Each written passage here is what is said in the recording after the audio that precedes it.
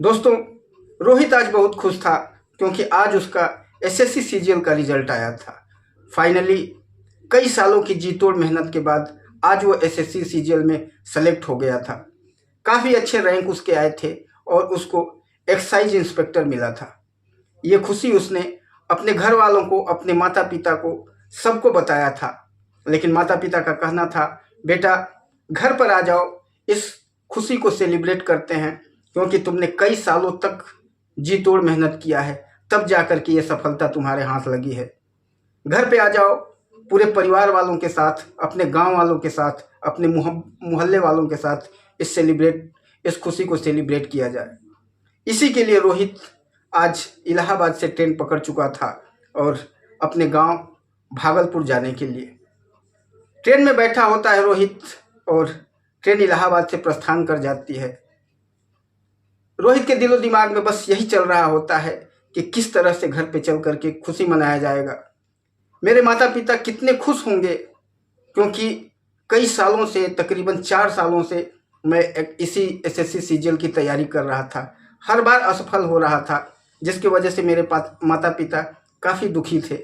लेकिन आज इस सफलता को जान करके मेरे माता पिता खुशी से नहीं, फूले नहीं समा रहे होंगे। वो लोगों को घूम घूम करके बता रहे होंगे, लोगों के साथ सेलिब्रेट कर रहे होंगे कि मेरा बेटा अब एक्साइज इंस्पेक्टर बन जाएगा। यही सब बातों के उधेड़ बुन में वो लगा रहता है और उसे महसूस होता है कि कितनी लंबी दूरी है, कितना जल्दी मैं अपने घर पे पहुंच जाऊं, अपने माता पिता के पास पहुंच जाऊं कि उनके साथ सेलिब्रेट करूं। दोस्तों, अगर किसी व्यक्ति को अगर बहुत ज़्यादा किसी चीज़ की खुशी होती है और अगर वो सफ़र में रहता है तो उसके दिलो दिमाग में यही चलता रहता है कि कितना जल्दी से जल्दी पहुंच जाऊं, क्यों इस सफ़र में इतना टाइम लग रहा है। यही सब चीज़ें लोग दिमाग में चलता रहता है और वही उस रोहित के दिमाग में भी चल रहा था कि ये सफ़र इतना लंबा क्यों हो रहा है, क्यों जल्दी से जल्दी मैं अपने माता पिता के पास नहीं पहुंच रहा हूं। लेकिन उसे क्या पता था कि अभी कुछ ही क्षणों में उसकी दुनिया बदलने वाली है। अभी कुछ ही क्षणों में उसके साथ कुछ ऐसा घटने वाला है जिसको देख करके, जिसको सोच करके उसका दिलो दिमाग सब कांप उठेगा।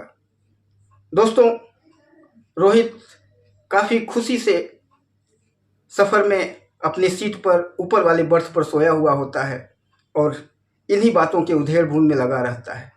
काफ़ी सारे वेंडर, कोई समोसा लेकर के, कोई फुल्की लेकर के, कोई नमकीन लेके, कोई मूंगफली लेकर के, कोई पानी लेकर के उस बोगी में घूम रहा होता है और सब बेच रहे होते हैं।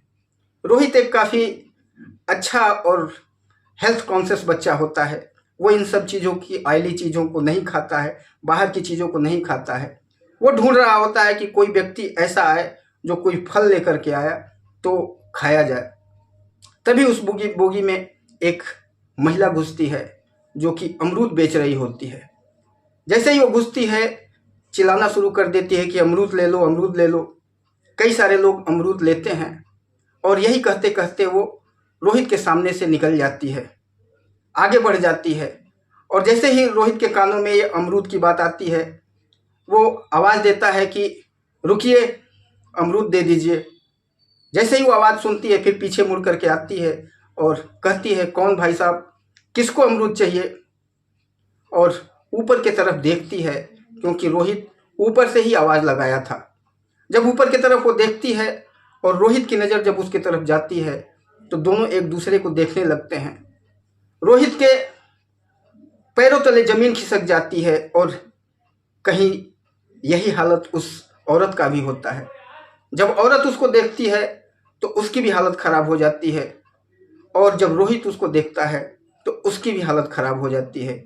दोनों एक दूसरे को देख करके पहचान जाते हैं क्योंकि ये दोनों कोई और नहीं थे, ये दोनों एक दूसरे के तलाकशुदा पति पत्नी थे, जिन्हें जो 2 साल पहले एक दूसरे को तलाक दे चुके थे। दोस्तों, ये कहानी काफ़ी दर्द देने वाली है, काफ़ी दुखी करने वाली है, एकदम दिल को झकझोर देने वाली है।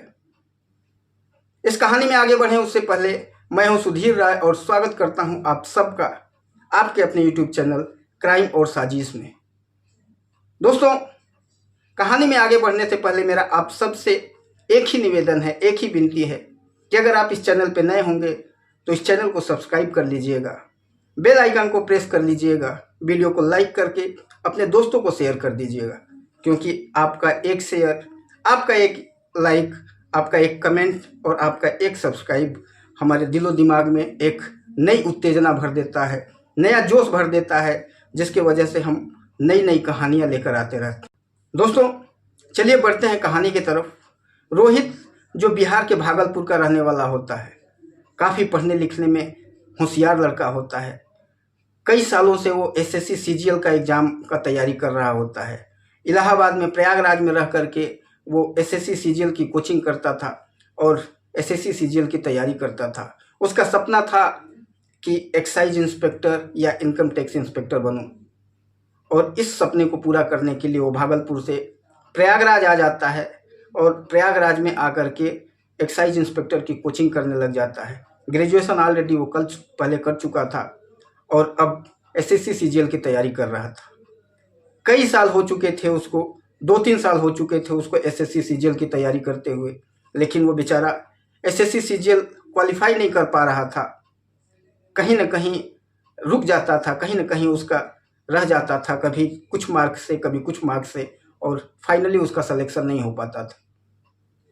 जब उसके माता पिता को ये चीज़ें पता चलती है कि बच्चा मेहनत तो करता है लेकिन इसको सफलता नहीं मिल रही है, तो उन माता पिता के दिलो दिमाग में एक आशंका जन्म लेती है। और जो हर माता पिता सोचता है कि मेरा एकलौता बेटा है और इसकी एक समय से शादी कर दी जाए। माँ बाप भी यही सोचते हैं कि बेटे की अब शादी की उम्र हो गई है, अब इसकी जल्दी से जल्दी शादी कर दिया जाए, क्योंकि एक ही एकलौता बेटा है। और हर माँ बाप चाहता है कि अपना नाती पोता को खिलाए, क्योंकि वो माँ, उसकी माँ जो होती है वो काफ़ी हमेशा बीमार रहती थी। इसलिए वो सोचती थी कि जल्दी से जल्दी अपने बेटे का शादी कर दें, जिससे नाती पोता हों और उनके साथ मैं खेलूं कूदूं, अपना समय व्यतीत करूं, क्योंकि इस ज़िंदगी का कोई ठिकाना नहीं है। बीमारियों ने घेर रखा है, कब जीवन में कौन सी घटना घट जाएगी कुछ पता नहीं है। तो मरने से पहले कम से कम अपने नाती पोता का मुंह देख लूँ। और यही सोच करके वो अपने पति से कहती है कि बेटे की शादी कर दिया जाए। पति भी तैयार होते हैं, वो भी चाहते हैं कि अब 24-25 साल का लड़का हो चुका है, अब इसकी शादी कर दिया जाए, और एक अच्छी लड़की की तलाश में लग जाते हैं। कुछ ही दिनों में पता चलता है कि एक उन्हीं के रिश्तेदारी में, दूर की रिश्तेदारी में लगने वाली एक लड़की होती है, जिनका नाम होता है प्रिया। प्रिया देखने में काफ़ी सुंदर होती है, सुशील होती है। घर परिवार में काफ़ी लोग उसे प्यार करते थे, चाहते थे, क्योंकि वो लड़की मतलब कि पढ़ाई लिखाई में तो उतना खास उसका इंटरेस्ट नहीं था, लेकिन उसकी सुंदरता की चारों तरफ बखान होती थी। फिर रोहित के पिताजी शादी के लिए तुरंत हाँ कर देते हैं। उसके बाद फिर वो रोहित से पूछते हैं कि रोहित, तुम्हारी शादी मैंने तय कर दिया है और अब तुम्हारी उम्र हो चुकी है, और हम लोग भी चाहते हैं कि हम भी जल्दी से जल्दी दादा दादी बने, इसलिए बेटा शादी कर तुम्हारी हो जानी चाहिए। रोहित कहता है, पिताजी आप देख रहे हैं कि अभी मैं किस काम में लगा हूँ। कई बार से मैं एसएससी सीजीएल की तैयारी कर रहा हूँ, लेकिन एसएससी सीजीएल क्वालिफाई नहीं कर पा रहा हूँ। कम से कम 1-2 चांस और मुझे दीजिए, 1-2 साल और मेरे पास समय दीजिए कि मैं इसकी तैयारी करके पहले सक्सेस हो जाऊँ, उसके बाद इत्मीनान से शादी कीजिएगा। रोहित के पिताजी नहीं मानते हैं और कहते हैं कि बेटा पढ़ाई लिखाई जीवन भर चलता रहेगा, अपनी तैयारी इत्मीनान से तुम करते रहो, कोई दिक्कत नहीं है, लेकिन शादी हो जाने दो कि कम से कम तुम वहाँ जा कर के पढ़ाई करते रहोगे, यहाँ पर बहू रहेगी, हम बूढ़े बूढ़ी का कम से कम सेवा करेगी, नाती पोता होंगे, उनके साथ हम अपना खेलेंगे, अपना टाइम एक्सपेंड करेंगे। रोहित अपने पिता के सामने कुछ नहीं बोल पाता है और कहता है कि जो भी आपकी मर्जी है वो करिए, और फिर शादी तय हो जाती है। तय डेट को बड़े ही धूमधाम से शादी संपन्न होती है। दोस्तों, प्रिया दुल्हन बन करके और रोहित के घर आ जाती है।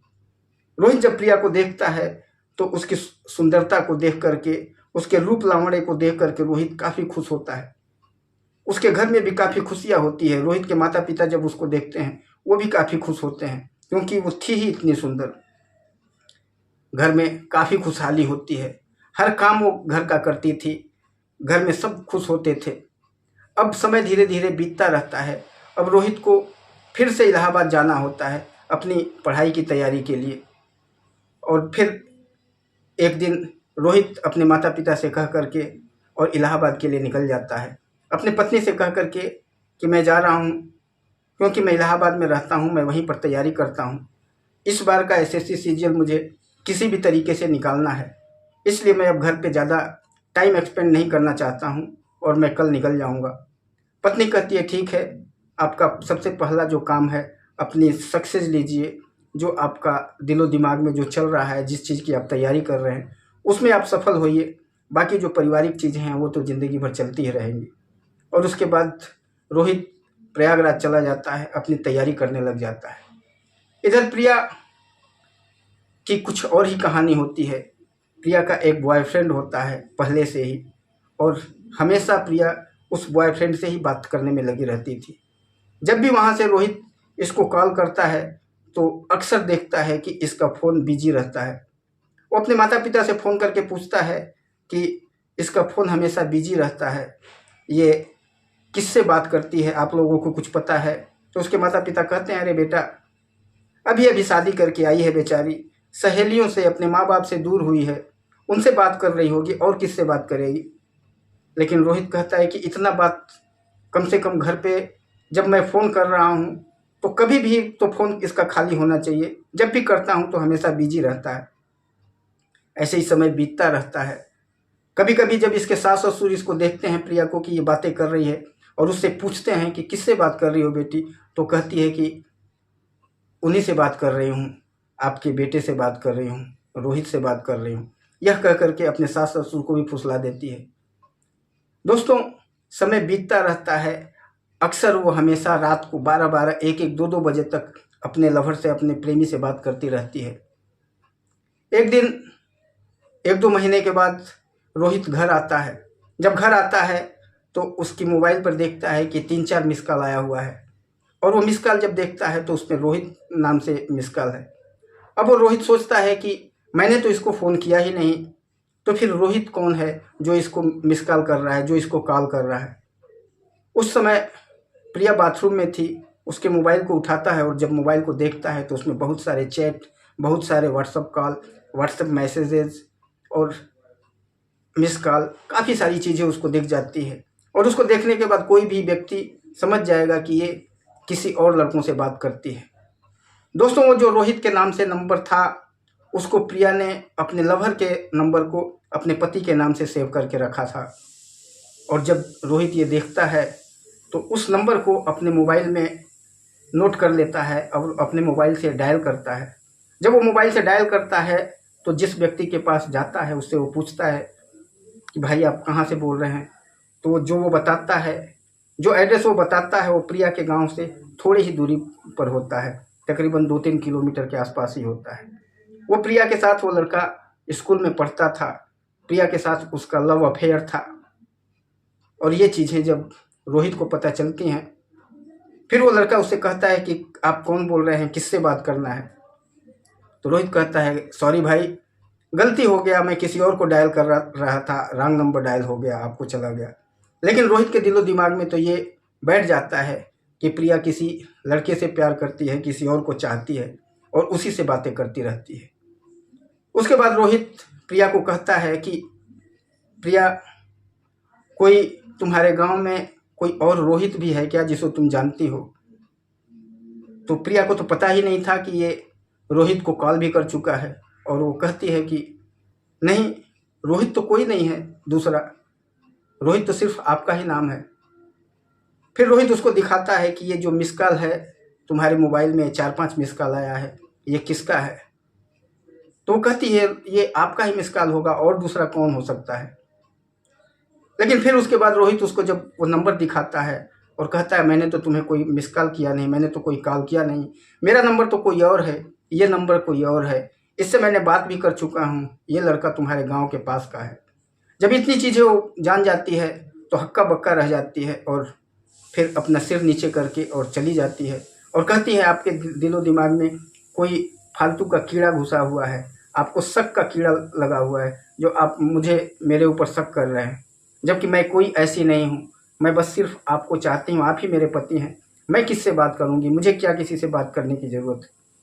ऐसी बातें कर कर के और चली जाती है, गुस्से में तमतमाते हुए चली जाती है।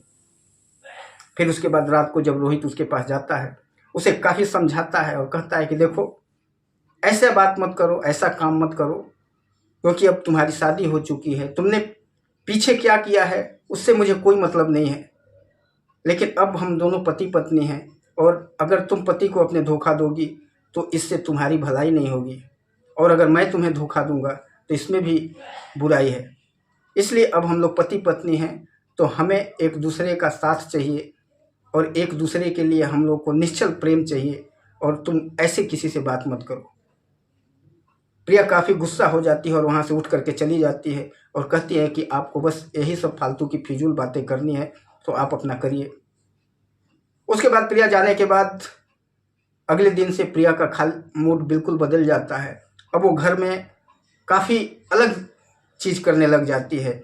उसका व्यवहार बिल्कुल बदल जाता है। लेट तक सोना, घर के काम नहीं करना, अपने सास ससुर से लड़ना झगड़ना, ऐसा माहौल उसने क्रिएट कर दिया था उस घर में, जिसको देख करके रोहित भी परेशान होने लगता है और एक दिन कुछ उसको उल्टा सीधा बोल देता है। उल्टा सीधा क्या बोलता है, उसको कह देता है कि इस घर में अच्छे से रहो, मेरे माता पिता की इज्जत करो, क्योंकि मेरे माता पिता का मैं एक इकलौता संतान हूँ। मेरे काफ़ी फर्ज बनते हैं अपने माँ बाप का सेवा करने का, और तुम मेरी पत्नी हो तो तुम्हारा भी फर्ज बनता है कि मेरे माँ बाप का समय से उनके खाने पीने का, मेरी माँ बीमार रहती है उसके समय से उसके दवाइयों का, ये सब तुम्हें ख्याल रखना चाहिए। और तुम हो कि माँ बाप से मेरे लड़ाई झगड़ा करती हो, ये अच्छा नहीं है। जब रोहित ऐसे बोल देता है तो रोहित से भी लड़ती है, और फिर उसके बाद अपने माँ को फ़ोन करती है और माँ से कहती है कि माँ, ये रोहित मेरे साथ ऐसे बिहेव कर रहा है, मेरे साथ मारपीट कर रहा है, ये लोग मुझे खाना तक नहीं दे रहे हैं। बातें और बढ़ा चढ़ा करके अपने माँ बाप को बताती है और कहती है कि लोग मुझे खाना नहीं देते हैं, भूखों मुझे रखते हैं, मुझे परेशान करते हैं, मुझे तंग करते हैं, मुझसे मारते हैं, मुझे पीटते हैं। इतनी सारी लंबी चौड़ी बातें बढ़ा करके वो अपने माँ को कह देती है। उसकी माँ गुस्से में तमतमा जाती है और कहती है, बेटी अगर ऐसी बात है, वहाँ पर तुझे कष्ट दिया जा रहा है, तुझे परेशान किया जा रहा है, तो तू आ जा मेरे पास। और उसी दिन ये अपने माँ के पास चली जाती है। दोस्तों, इसका एक प्लानिंग था, इसकी जो इसका लवर था उसका और प्रिया का, दोनों का एक प्लानिंग था कि हम उस घर में ऐसा कुछ उधम मचाएंगे, ऐसा कुछ करेंगे जिससे कि वो लोग भी साइड हो जाएंगे, और मेरे माँ बाप को भी पता चलेगा कि वो लोग परेशान कर रहे हैं, तो वो लोग भी मुझे बुला लेंगे, और फिर मैं जब आ जाऊंगी यहाँ पर तो हम दोनों मिल करके फिर एंजॉय। और अपने इस प्लानिंग में प्रिया सफल हुई थी। अपने माँ के पास आ जाती है। रोहित उसको बहुत मनाता है, कई बार फ़ोन करके उसे समझाने की कोशिश करता है, और रोहित उसको कहता भी है कि मैं कल आ रहा हूँ तुम्हें लेने के लिए। लेकिन प्रिया कहती है कि अब तुम्हें यहाँ आने की ज़रूरत नहीं है, तुम लोगों ने परेशान कर दिया है, तुम लोगों ने मेरे नाक में दम कर दिया है, अब मैं तुम लोग के यहाँ नहीं आऊँगी, अब मैं तुम्हें तलाक का नोटिस भिजवा दूँगी। इतना जब बोलती है रोहित को, तो रोहित को बहुत बुरा लगता है। रोहित उससे रिक्वेस्ट करता है, कहता है कि गलती से ही पति पत्नी में होते रहते हैं, हो सकता है मैंने ही तुमको कुछ बोल दिया हो, तो उसको बुरा मत मानो और तुम घर आ जाओ, मैं कल आ रहा हूँ तुम्हें लेने के लिए, मैं तुमसे माफ़ी मांग रहा हूँ बार बार। उसके सास ससुर जो होते हैं वो भी फ़ोन करके उसे कहते हैं, बेटी ऐसे नहीं करते हैं, मेरा एक एकलौता बेटा है, और तुम अगर ऐसे करोगी तो हम लोग कहाँ जाएंगे, तुम आ जाओ किसी भी तरह से। हम लोग गलती मान रहे हैं कि रोहित ने गलती कर दिया होगा। दोस्तों, अगले दिन वो अपने पिता को लेकर के कोर्ट में चली जाती है, और कोर्ट में एक वकील हायर करके एक रोहित और उसके पिता के नाम पर एक नोटिस भेजा जाता है। नोटिस में यही लिखा होता है कि इस डेट को आपको कोर्ट में उपस्थित होना है। कोर्ट में उस डेट को उपस्थित होते हैं, एक दो डेट लिया जाता है, एक दो डेट में बहस होती है। उसके बाद फाइनली डिसीजन यही हो जाता है कि कुछ एल्यूमिनी रकम उसको प्रिया को दिया जाता है, और हर महीने रोहित के तरफ से और उसके पिता के तरफ से 5,000 रुपये प्रिया को देना होता है। क्योंकि रोहित नौकरी नहीं कर रहा होता है, उसकी कोई बाहरी आमदनी नहीं होती है, इसलिए 5,000 रुपये की रकम उस प्रिया को हर महीने देना होता है। फाइनल तलाक उन दोनों के बीच में हो जाता है। दोस्तों, तलाक होने के बाद प्रिया अपने माता पिता के घर आ जाती है, और रोहित अपने माता पिता के घर। रोहित के घर में काफ़ी लोग, उसके माँ बाप काफ़ी दुखी होते हैं। रोहित भी काफ़ी दुखी होता है, क्योंकि इसमें इन लोगों की कोई गलती नहीं थी। इसमें गलती सिर्फ प्रिया की थी, और प्रिया ने ही अपने माँ बाप को चढ़ा करके ये आज तलाक तक लेकर के आई थी। दोस्तों, उसके बाद प्रिया की जो आदत थी, उसके माँ बाप को तो पता नहीं था कुछ भी कि ये ऐसे करती है, क्योंकि माँ बाप को उसने जैसे बताया था वो यही मान गए थे कि रोहित ही कसूरवार है, रोहित के ही माता पिता कसूरवार हैं। लेकिन पूरा कसूर इस प्रिया का था। प्रिया अपने प्रेमी से पूरी दिन रात बात करती रहती, और वही चीज़ जब अपने माता पिता के सामने वो करने लगती है। जब भी उसके माँ बाप देखते हैं तो कहीं छत पे, कहीं रूम में, कहीं कमरे में, कहीं बाथरूम में छुप छुप करके अपने प्रेमी से बातें करती रहती है। घंटों घंटों, 2-2, 3-3 घंटे उससे बातें करती रहती है। जब ये माँ बाप उसको जान जाती हैं कि ये ऐसी कर रही है, जो रोहित बोल रहा था, जो उसके माता पिता बोल रहे थे, उस बातों में सच्चाई है, तो इसे उसके माँ बाप समझाते हैं, कहते हैं कि ये सब काम मत करो।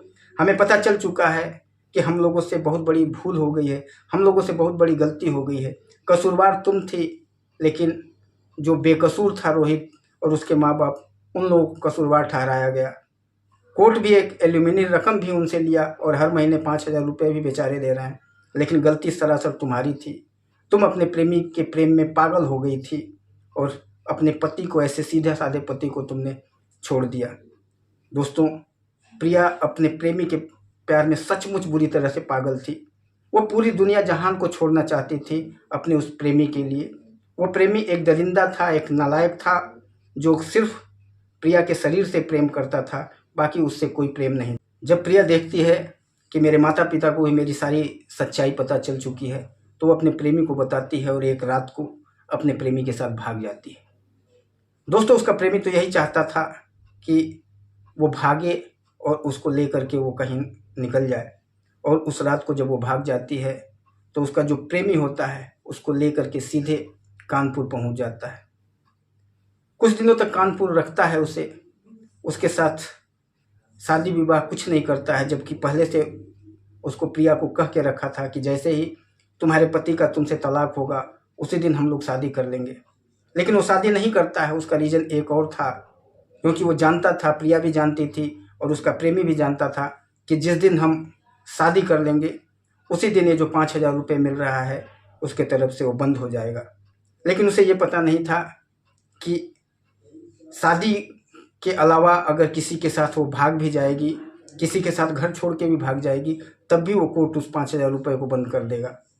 और जब रोहित को ये पता चलता है, जब प्रिया के माता पिता बताते हैं कि वो अपने प्रेमी के साथ भाग गई, रोहित तुरंत कोर्ट जाता है और कोर्ट में एक अर्जी लगाता है और कहता है कि जिस लड़की ने एल्यूमिनी की रकम लिया, जिसने 5,000 रुपये हर महीना हमसे लेने की शुरुआत की, वो आज अपने प्रेमी के साथ भाग चुकी है। कोर्ट ने वो 5,000 रुपये जो उसको हर महीने देना होता था, उसको निरस्त कर दिया, और अब उसे 5,000 रुपये देना नहीं था। जब उसके प्रेमी को पता चल जाता है कि ये 5,000 रुपये जो मिल रहे थे ये भी बंद हो गए, तो प्रिया अपने प्रेमी से कहती है कि देखो, अब जो 5,000 रुपये जो मिल रहे थे, तुम कह रहे थे कि वो 5,000 रुपये जब बंद हो जाएंगे तो हम लोग शादी कर लेंगे, क्योंकि अगर वो हम शादी कर लेंगे तो 5,000 रुपये बंद हो जाएंगे। तो 5,000 रुपये अब हमको मिलना बंद हो चुका है, तो अब हम दोनों शादी कर लेते हैं। उसका प्रेमी बहुत उसे फुसलाता है, उसके साथ शारीरिक संबंध बनाता है, और शारीरिक संबंध बनाने के बाद एक उसका दोस्त होता है, उसके साथ भी ज़बरदस्ती कोशिश करता है कि ये उसके साथ भी शारीरिक संबंध बनाए। लेकिन प्रिया जब उसके साथ संबंध बनाने के लिए मना कर देती है, तो फिर उसी दिन प्रिया को वहीं पर छोड़ करके और वो भाग जाता है। दोस्तों, जब वो भाग जाता है और कई दिनों तक उसका कुछ भी अता पता नहीं चलता है, उसका जो मोबाइल नंबर रहता है वो स्विच ऑफ हो जाता है। कई दिन प्रिया सोचती है कि कहीं गया होगा, आ जाएगा, लेकिन वो तो सिर्फ और सिर्फ प्रिया को चूसने के लिए, प्रिया के पैसे खाने के लिए, जो 5-7 लाख रुपए एल्यूमिनी रकम मिली थी उसको खाने के लिए ही प्रिया को ये साथ था। प्रिया की इज्जत के साथ खेलना था उसका प्लानिंग था कि प्रिया को की इज्जत को बर्बाद करके अपने दोस्तों में बांटना, और उसके बाद फिर इसको किसी न किसी वेश्यालय में ले जा कर के बेच देना। लेकिन प्रिया उतनी भी ऐसी नहीं थी कि जो वो हर चीज़ जो चाहे वो करने के लिए तैयार थी। जब वो अपने दोस्त के साथ उसको सोने के लिए बोलता है तो मना कर देती है। काफ़ी मारपीट होता है, काफ़ी शोर शराबा होता है। लोगों को, आसपास के लोगों को जब पता चल जाता है तो आसपास के लोग उसको कहते हैं, अगर तुमने दोबारा इस लड़की को मारा तो तुम्हारे लिए बहुत बुरा हो जाएगा। और फिर उस रात प्रिया वहाँ से किसी दूसरे व्यक्ति के घर में जा कर के रहती है। कई दिनों तक उसका इंतज़ार करती है कि वो आएगा, लेकिन वो आता नहीं है। अपना मोबाइल वगैरह स्विच ऑफ कर देता है। फिर अब प्रिया वहाँ से कुछ नहीं कर सकती थी। प्रिया रोती रहती है, गिलगिलाती रहती है, उसको ढूंढती रहती है, लेकिन उसका कहीं भी अता पता नहीं होता है। वो तो प्रिया को छोड़ करके भाग चुका था। प्रिया के साथ जो उसको लेना था, उसके जो पैसे लेने थे वो ले चुका था। प्रिया की इज्जत के साथ खेलना था वो खेल चुका था। अब इससे आगे उसको कुछ चाहिए नहीं था और वो प्रिया को छोड़ करके भाग गया था। अब प्रिया दुनिया में, इस संसार में अकेली हो चुकी थी। माता पिता से नाता टूट चुका था, ससुराल से नाता टूट चुका था। अब कुछ भी नहीं था उसके पास। फिर वो एक दिन एक दो महिलाएं उसको मिलती हैं जो कि ट्रेन में नमकीन, मूंगफली वगैरह बेचती हैं। उन्हीं के साथ उस दिन कुछ पैसे लेकर के 100-200 रुपये इधर उधर से इकट्ठा करके, मांग करके लोगों से, और फिर अमरूद लेती है, एक टोकरी लेती है और फिर ट्रेन में घूम घूम करके अमरूद बेचने लग जाती है। वहीं पर झुग्गी झोपड़ी में जो औरतें बाकी रहती थी, जो मजदूरी करने वाली या ट्रेनों में ऐसे मूंगफली वगैरह बेचने वाली, उन लोगों के साथ रहने लग जाती है। और ऐसे ही दिन कट रहा होता है कि आज इस ट्रेन में उसका पति उसको मिलता है। जब दोनों पति पत्नी आमने सामने होते हैं और रोहित उसको देखता रहता है और प्रिया उसको देखती रहती है। प्रिया के भी आंखों में आंसू होते हैं, रोहित के भी आंखों में आंसू होते हैं। अब रोहित भी कुछ नहीं बोल पा रहा था उस ट्रेन में, इतनी भीड़ में वो क्या बोले। प्रिया भी कुछ नहीं बोल पा रही थी। प्रिया का तो हालत ऐसा था कि उसके हाथ में लिया हुआ टोकरी ऐसा लग रहा था कि मानो नीचे गिर जाएगा, लेकिन किसी भी तरह से लोगों के द्वारा और प्रिया के द्वारा उस टोकरी को संभाल लिया जाता है। उस बोगी में जितने व्यक्ति थे वो समझ नहीं पा रहे थे कि ऐसा क्या हो गया कि दोनों एक दूसरे को, एक बेचने वाली औरत जो है, एक लड़की है वो, और ये लड़का, दोनों एक दूसरे को लगातार देखते जा रहे हैं, कुछ बोल नहीं पा रहे हैं। रोहित फिर अपने सीट से नीचे आता है और प्रिया को कहता है कि साइड में आ जाओ, थोड़ा बातें करते हैं। साइड में जब दोनों जाते हैं, दोनों एक दूसरे को देख करके रोने लगते हैं। रोहित के भी आंखों में आंसू होते हैं और प्रिया तो लगातार रोती रहती है, हाथ जोड़ करके रोहित से माफ़ी मांगती रहती है और कहती है कि मुझे माफ़ कर दो, मेरे से बहुत ज़्यादा भूल हो गया, मुझसे बहुत ज़्यादा गलती हो गया।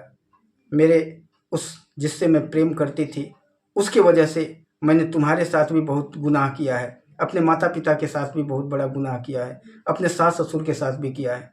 इसका कोई भी माफ़ी नहीं है। मैं जानती हूँ मेरी ज़िंदगी बहुत ही बुरी तरह से आगे कटने वाली है, लेकिन अभी तक जो तुम्हारे साथ मैंने किया है उसके लिए मुझे माफ़ कर दो।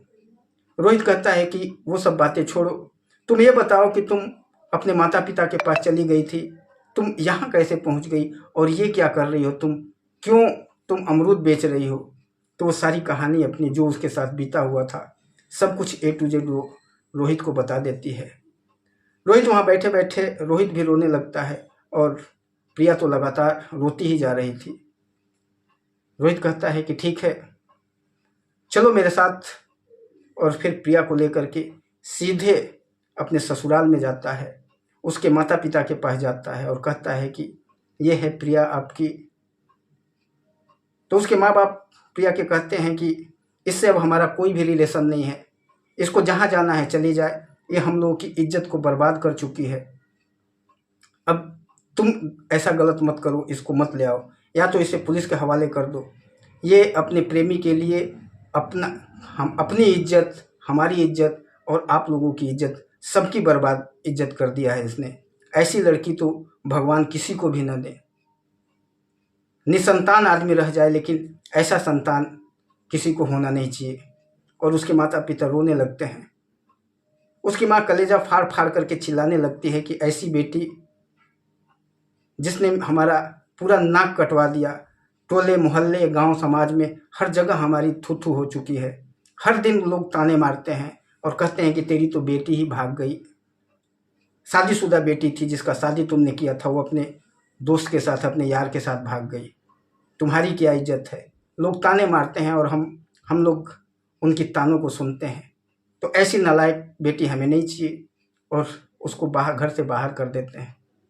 रोहित उनके माता पिता को बहुत समझाता है और कहता है कि देखिए, इससे बहुत बड़ी गलती हो चुकी है और इस गलती का सजा ये कई महीनों से भुगत रही है। इसका शरीर देख लो, सूख करके कांटा हो गई है। पूरा चेहरा, जो सुंदरता झलक रही थी इसके चेहरे पर से, वो पूरी सुंदरता छीन हो चुकी है, काली पड़ गई है। ये कुछ ही दिनों में अगर इसको अगर सपोर्ट नहीं किया जाएगा इसको अगर, तो ये थोड़े ही दिनों में इस मौत के गाल में चली जाएगी। उसके माता पिता को काफ़ी समझाता है। फिर उसके माँ बाप रोते हैं और कुछ नहीं बोलते हैं। आखिर थी तो वो उनकी बेटी ही। उसके बाद फिर अपने माँ बाप के पास प्रिया को लेकर के चला जाता है। जब अपने माँ बाप के यहाँ जाता है तो कहता है, पिताजी, ये है प्रिया, जिसने अपने माता पिता का और हम लोगों का सबका नाक कटवा दिया है इसने। ये एक प्रेमी के साथ भाग गई थी, लेकिन इसकी इतनी बुरी दशा हो चुकी है कि अब क्या किया जाए। अब आप लोग ही डिसीजन दीजिए, आप लोग जैसा कहेंगे वैसा ही किया जाएगा।